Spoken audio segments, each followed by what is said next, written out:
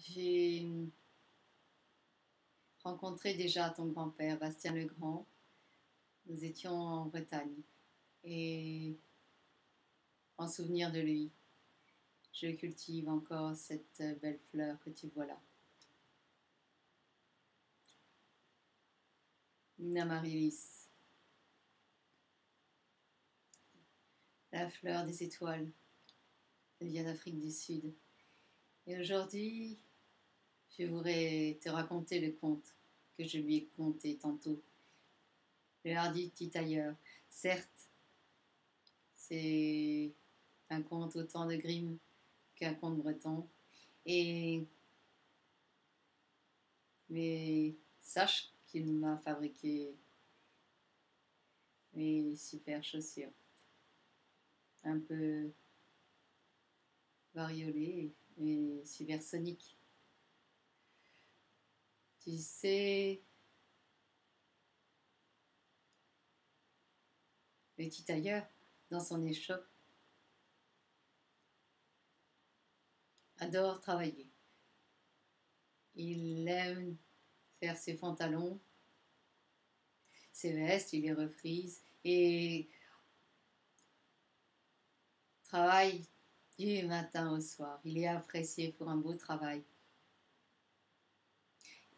Nous, on oublie de manger, sauf quand la crémière arrive. Oui, elle y apporte toujours des superbes petits pots de crème. Quel gourmand! Oui. Et là, il repose sur la fenêtre ses pots de crème. Lorsque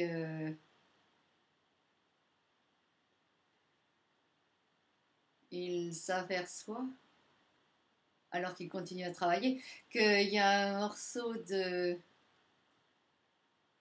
crème qui disparaît. Oui, un nuage noir de... Oh non, de mouches. Il va devoir le condamner. Hop, il ouvre la fenêtre et hop, en chope 7. D'un coup, oui.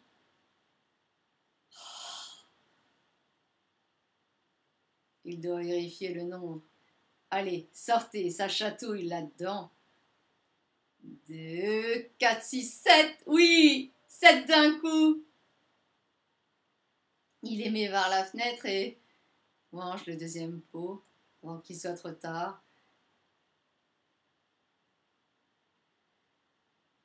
Aussitôt, il vient l'idée de graver ça sur sa ceinture. 7 d'un coup.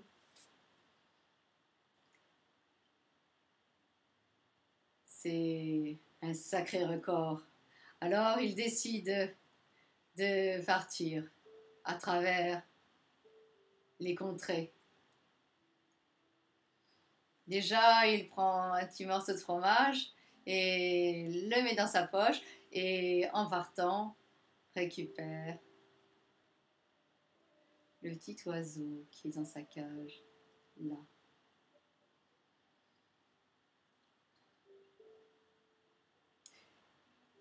Elle est superbe cette histoire. Et qu'est-ce qu'il fait donc après? Attends, sois patiente. Il monte en haut de la colline et chante. Il chante du soir au matin. Il chante sur les chemins.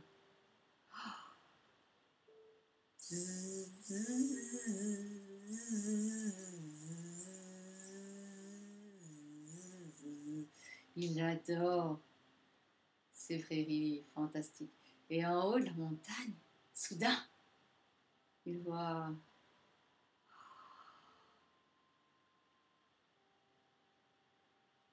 un ogre. Oui, si grand, et lui, si petit. Ainsi, Le grand qui le traite de minus et qu'il va le manger tout cru. C'est d'un coup qu'il en a tué. Bien sûr, c'est d'un coup. L'ogre lui propose de le regarder faire ce qu'il pourrait lui faire. Il attrape une pierre, la serre si fort que de l'eau en coule. Le hardi petit tailleur récupère son petit morceau de fromage et le serre si fort que de lait en coule. Là, l'ogre récupère une pierre, la lance si haut qu'elle retombe. Là,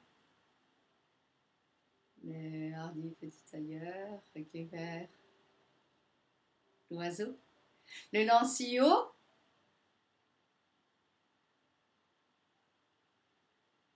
qu'il s'envole. Dommage. Là, ils partent en forêt et l'ogre lui dit: on va voir si t'es fort. Il attrape ainsi l'arbre. Le petit tailleur lui dit: prends le tronc, c'est le plus léger. Moi, je prendrai les feuilles. Il saute sur les feuilles et quand il repose l'arbre pour lui porter sans effort, il saute si haut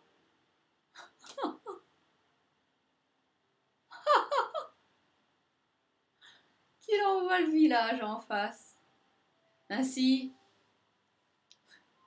il est trop drôle.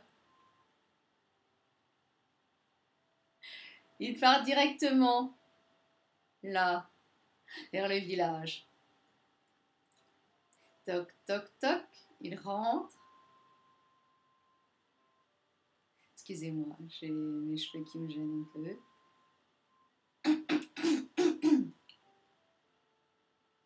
Et là,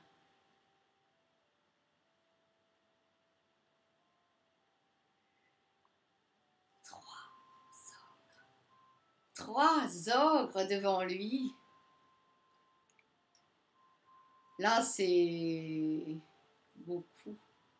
Et il lui propose de manger avec eux. Et lui, bien sûr, accepte et monte dans la chambre pour s'installer dormir.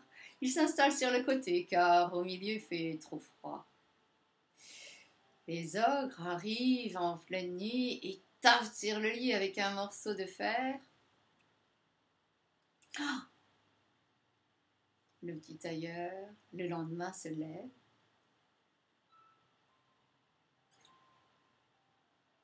Court dehors et les voit, ces trois ogres qui, effrayés, croyant que c'est un fantôme, le croyant mort, partent. Court, crie: un fantôme! Et là, le royaume d'à côté, les cavaliers entendent cette voix, ces voix, et voient un petit bonhomme, un petit tailleur, hardi. Le petit tailleur arrive à la porte et dit: bonjour, comment puis-je aider ici? Le petit tailleur, lui, est toujours prêt à rendre service et le roi lui demande d'aller capturer la licorne qui, dans la forêt, fait des ordres.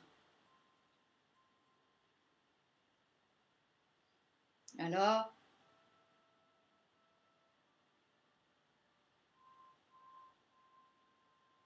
les cavaliers qui ont accompagné restent devant la lisière de la forêt. Et là, lui entre.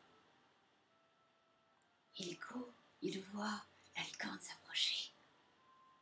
Il lui fait signe d'avancer, il court autour de l'arbre, Et là, s'arrête, net. La cible, elle fonce et enfonce sa corne.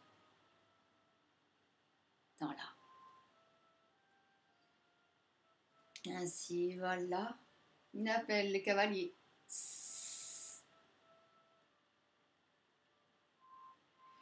Il récupère la licorne et la porte au roi et là, rien à faire. Il est bluffé. Il lui dit, j'ai encore une mission pour toi. Ce serait, s'il te plaît, de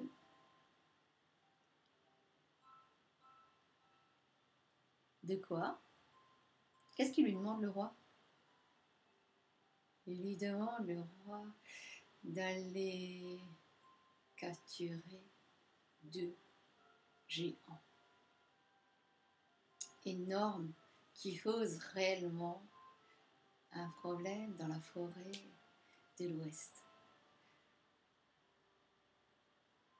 Accompagné toujours des cavaliers qui restent à la lisière, stop. Il monte en haut du chêne. Des belles petites feuilles. Et il s'installe là alors que les 2 géants dorment au pied de l'arbre. Oh, il n'a pas peur, hein?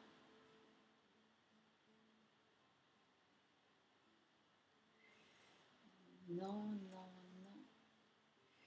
Il prend un gland, le fait jeter au sol.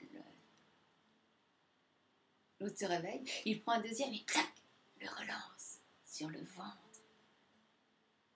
Il lui dit, mais arrête, tu me réveilles, qu'est-ce qui se passe?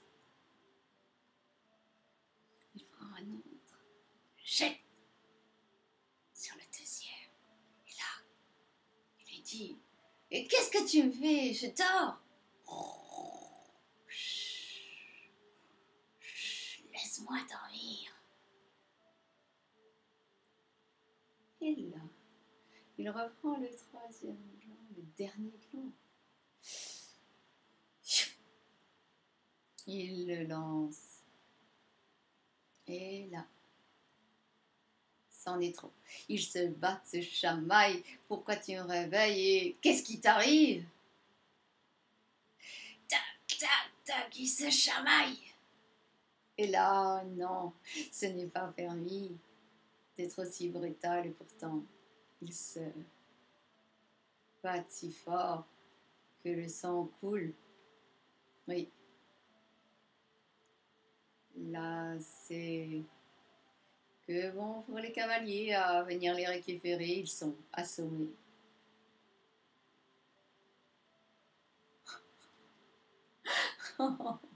Oui, assommés. C'est un sacré gaillard. Et là, ils repartent heureux vers le roi.